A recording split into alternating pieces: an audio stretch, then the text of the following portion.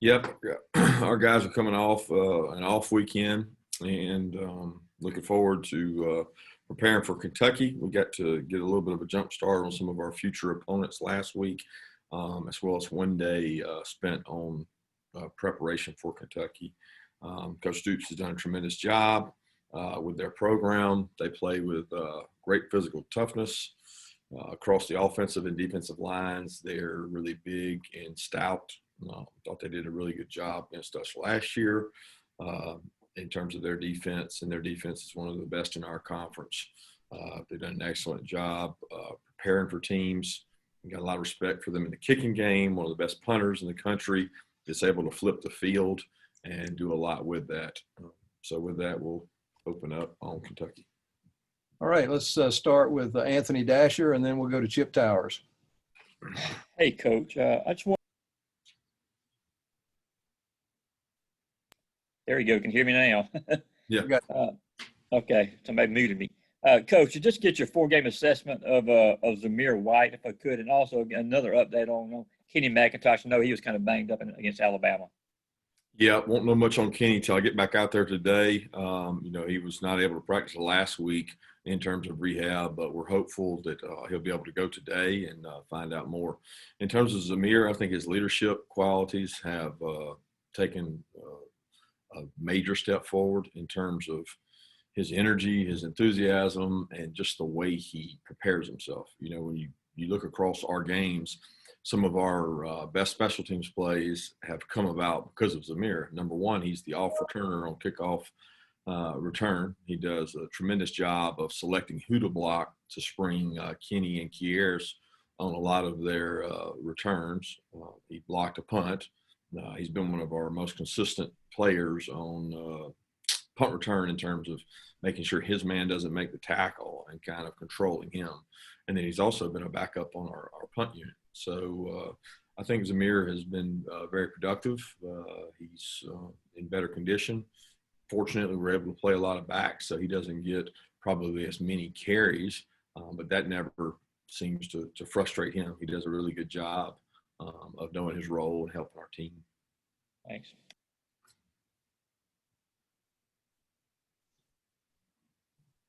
Chip? Oh, sorry about that. Yeah, Coach, just how would you describe the off week in terms of production? And I just wondered, this weekend, obviously your guys were off. But how much concern was there from you, about everybody staying safe and all that kind of stuff? Was it something that you addressed with them before you kind of turned them loose for the weekend? Yeah, we talk about it every day. I mean, it's not a day that goes by that we don't finish the practice, the walkthrough, the session, whatever we're doing, that we don't address what they're going to be doing next in terms of time. They certainly had more time this weekend in terms of Friday, Saturday, Sunday, and a major concern for us because we don't control it. But I'll be honest with you, we don't control what they do when they leave our building anyway. So whether it's in Athens, at home, whatever decisions they're making or wherever they're traveling to, it's very concerning. And we try to educate them on what's going on in the NFL and across college football and how it impacts them and how it can impact our team. So we've tried to educate them in that regard, and hopefully they take heed in those warnings and understand it. In terms of off-week production, I don't really know a way to quantify production in an off week. I thought we had good practices, if that's what you're asking. I thought that the 3 practices we had were really good in terms of Tuesday, Wednesday, Thursday. They were very specific to what each individual needed to work on and grow at. A lot of competitive reps, a lot of what we call group periods where we work on individual things, and they're safer in individual units than they are in 11-on-11, but we did a lot of 11-on-11 as well and tried to develop the depth in our roster, knowing that moving forward we're going to have to play some of these guys. All right, let's go to Dean Legge and then Mark Weiser. This will be the first time y'all play in some sort of weather. It's supposed to be 50 degrees when y'all go up there. How do you get ready for that? Can y'all simulate cold weather indoors? Only to a certain extent. I mean, we can get it cold in there, but I mean, some of that's going to be controlled by what the temperature is outside in terms of being able to cool it down some in the indoor or not. But yeah, I mean, we've practiced in the weather. So, I mean, we've had rainy days, we've been outside, we've had misty days, we've had wet ball practices. So, you know, we try to prepare the week for what we think we're going to play in to the degree that we can control that. And those are outside factors that we don't control. So we really try to focus on us and telling our guys that the outcome is going to be determined by what we do, not by what the weatherman does.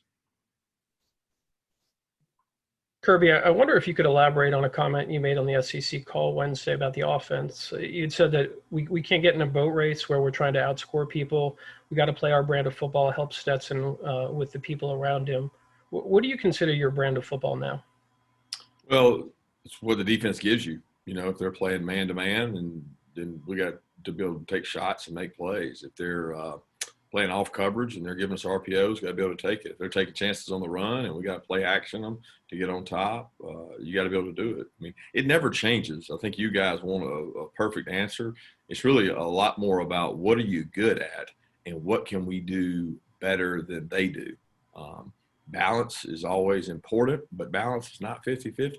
And when you look across the league, the teams that are able to run the ball and play action pass and do those things are the ones that are most successful, regardless of, you know, the total number of points and the total number of yards and all the different statistics. It's don't turn it over.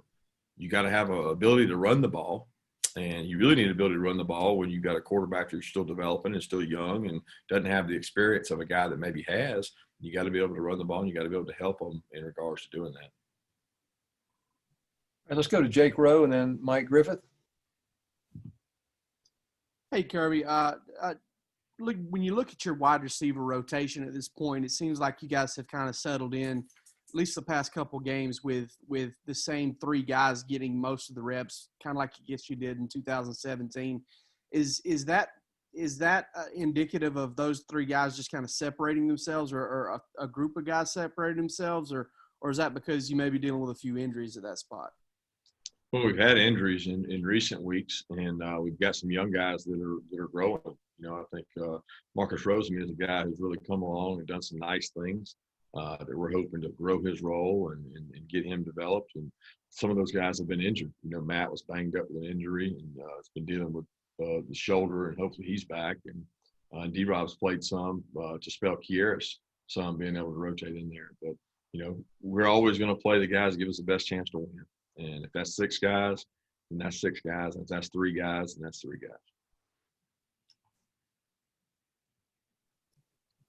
Yeah, Coach, just a couple quick questions. One, you referenced on your coach's show about the early starts, and that certain off the record indicates that has not been the forte of Georgia football under your tenure, the 12 o'clock SEC kickoffs. And then also the quarterback situation after having a week to assess those guys. What's the best way to describe that? Yeah, I'm excited about all those guys. I thought they had great off-week work. They competed. Those guys continue to get better, and we gave those guys a lot of reps during the off week. As far as the start times, we don't control it. Let's go to any strategy maybe to how you might approach it a little bit differently in hindsight of some of the results of the noon kickoffs and SEC games? Or anything special you'll do to try and get the guys going? I don't think so. I mean, biggest thing is that, you know, that we got to do a great job preparing for Kentucky. And regardless of the start time, we do different stuff every time we play at noon. So, I mean, it's not like there's a magic wand you wave. Your team's got to do a good job of preparing mentally for 12 o'clock kickoff. I mean, the NFL starts at noon or 1 o'clock most games. So it's not something that they shouldn't be aware of or used to. It's just it is what it is, and you got to do a good job being ready to go out there mentally and be able to play, regardless of who's in the stands, regardless of who we play, regardless of what time we play. We control what we do, and we control our mindset. And if we do that well, then we have to go execute and play well. All right, let's go to Seth Emerson and then Brandon Sudge. Kirby, I had the same question as Mark on the brand comment. As far as playing to an identity, finding an identity on offense, has that been a little bit tougher with everything that's happened, whether it's no spring practice, Newman opting out, all the new starters on offense, is it still a little bit of kind of adjustment period? I think it's a little bit based on the defenses you play. I don't think that you solely control what your identity is, just yourself. Some of that is created through playing in games, who's healthy, what you're capable of, what they play against you. How defenses play us sometimes determine where we run the ball, which run plays we run, how much we run. A lot of that's dictated by that. And I think the identity that you want to have is you want to be balanced. You want to be able to throw the ball when you want to throw the ball and run the ball when you want to run the ball. And those things are important to being successful, just like on defense, being able to dictate to them what you do. It's not real complicated, but sometimes it's hard to do because the other team makes it complicated. Hey, Kirby, in terms of special teams and everything, and so with Jake Camarda and the job that he's done and everything, did you ever see like a light bulb or anything that clicked on with him that was able to allow him to have improvements? And then also with him and Pod Leslie, I mean, how are the two of those guys kind of a weapon in each of their duties, and how is Scott Cochran kind of allowed them to get there? Well, both those guys are very talented, first and foremost, and they're great ambassadors for Georgia. I mean, Kamara and Pod are number one. They're great students. They're great kids. They work really hard at their trade.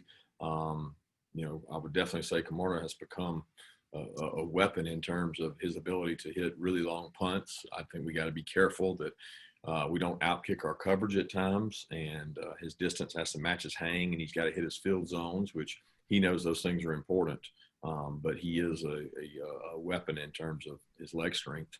And when we knew about that, we knew that when we recruited him. It didn't necessarily always come out that way his freshman year. And I think anytime you punt as a freshman, you go through some growing pains. But since then, I think he's gotten better. I thought he was really good with his kickoffs against Alabama.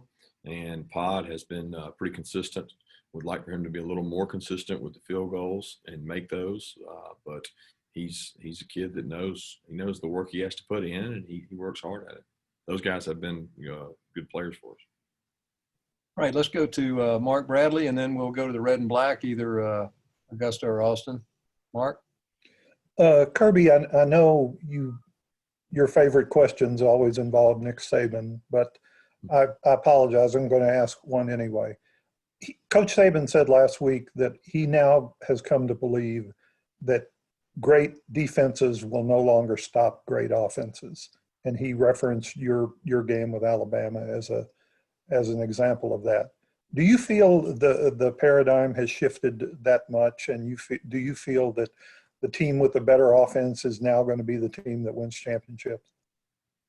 I think if you look at recent history, elite offenses have certainly done well in the playoffs and really won most of the championships. If you look across the board at the biggest offensive numbers and kind of the output of those offensive numbers, whether it be Clemson, whether it be Alabama, or whether it be LSU, I would argue that each one of those teams had pretty good defenses. So it's not a clear-cut question. It's not a clear-cut answer. It's not easy to say this or that. There's a lot of factors that go into it. But scoring offense and being able to score points is a tremendous factor. And a lot of the offenses have been ahead of the really good offenses have been ahead of the really good defenses. I don't disagree with that. But I think if you look across the board, there are some teams out there that have really dynamic offenses that don't have defenses, and they struggle. They struggle when they go play really good teams anyway.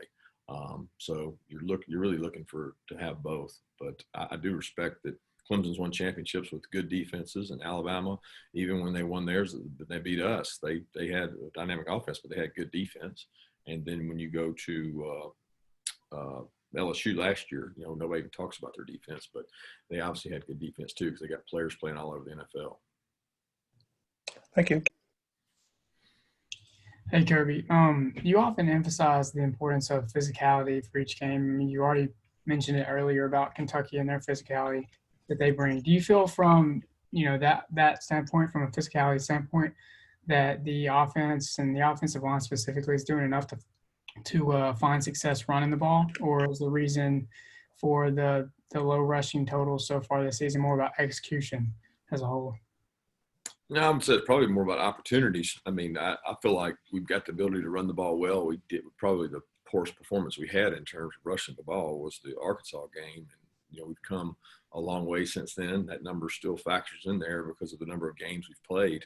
But I'll tell you this, Kentucky is as physical a front that we have played, and it showed last year. I mean, they were really physical up front. They always have been. They build their defense around that. They do a great job across the offensive and defensive lines, and that's what makes them tough to play. They don't give up a lot of points on defense. They really play well, and they play physical, and they've done a great job of that. So for us, that's a great challenge for our offensive line to go against one of the bigger defensive lines that we'll ever play, in terms of moving them and being able to create run game.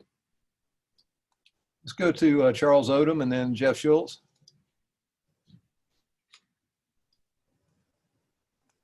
I'm good, Clark. Thank you. Okay, Jeff?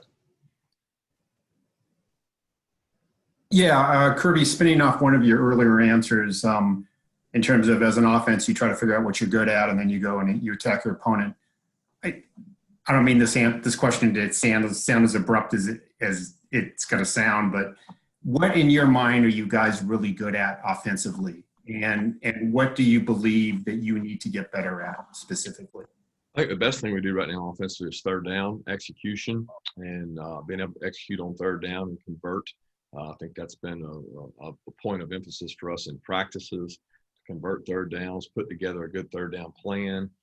Play action passes, which a lot of those shots and overs and different things off of the run game we've been able to hit.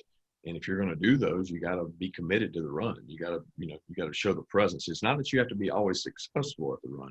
You've got to be committed enough to the run game to be able to hit shots off of those play actions. And I think when you watch the best teams on Saturday that they're able to run the ball, they have play action shots off of it. That's what we've been able to utilize the tight end down the middle off of play action. We've been able to use some of our wheel routes that we hit Jermaine Burton on the other day off of our play action. So the play action game and third down would be the things that we've done well. I think the more important thing for us to continue to improve on is the ability to run the ball inside and outside to create balance and decision making in terms of not turning the ball over.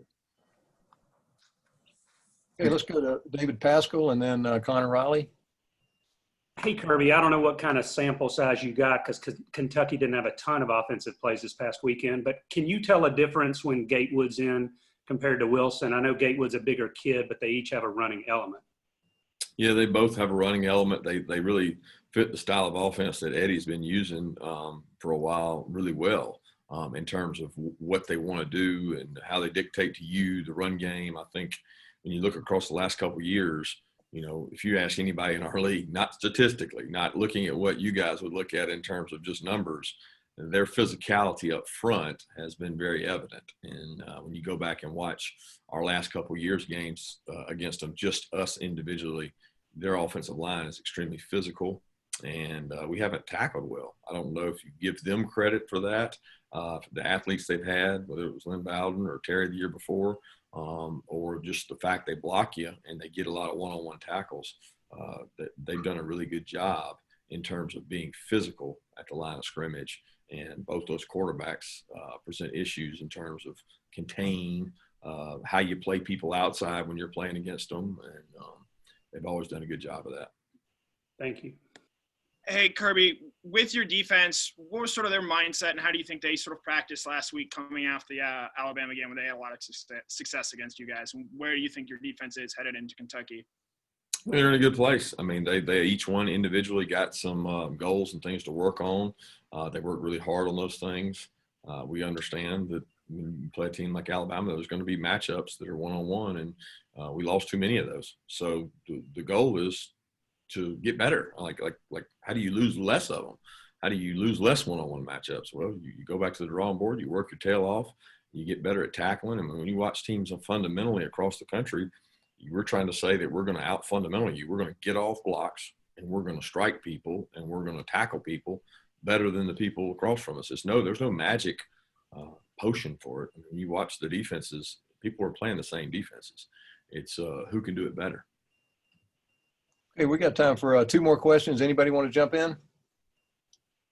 Coach Smart, how much do you think Stetson Bennett benefited from learning from Jake Fromm off the field in terms of film preparation, things like that during his time at Georgia before?